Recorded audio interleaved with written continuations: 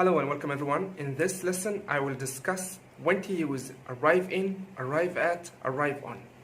في الفيديو ده هتعرفوا الفرق بين arrive in, arrive at, arrive on من حيث حاجتين، من حيث places، من حيث time، الأماكن والوقت. arrive in, arrive at من حيث المكان. arrive in تيجي مع cities, towns, countries. تيجي مع المدن أو الأماكن الكبيرة. I arrived in London. I arrived in London. London city مدينة. She arrived in France. هي وصلت لفرنسا. France is a country. نيجي arrive at تيجي مع الأماكن الصغيرة. Buildings or parts of buildings. المباني والمنشآت. I arrived at the station. I arrived at the station. He arrived at library, church, etc. وهكذا. يبقى arrive at مع المباني والمنشآت. arrive in مع الأماكن الكبيرة. arrive on احنا قلنا كده من حيث المكان، من حيث التايم الوقت. arrive in arrive on. arrive in تيجي مع 3 حاجات في الوقت، تيجي مع month year season. month شهور، year السنة، season فصول السنة.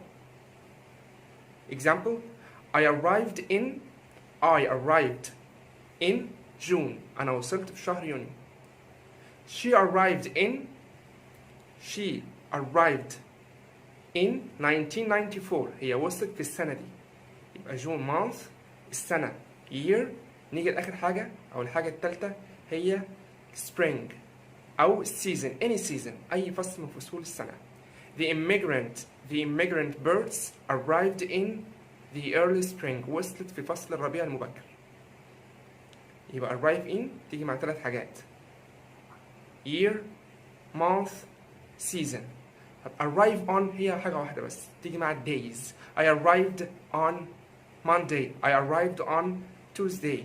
آخر ملحوظة صغيرة جدا، arrive ما يجيش وراها preposition مع expressions معينة، مع تعبيرات معينة. إيه هي التعبيرات دي؟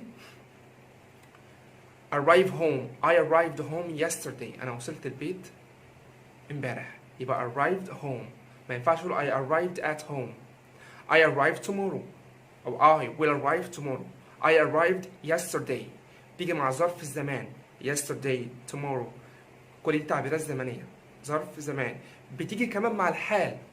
I arrived very early. أنا وصلت مبكرا. I arrived late وهكذا. يبقى بتيجي مع الحال، تيجي مع expression زي home. I arrived home.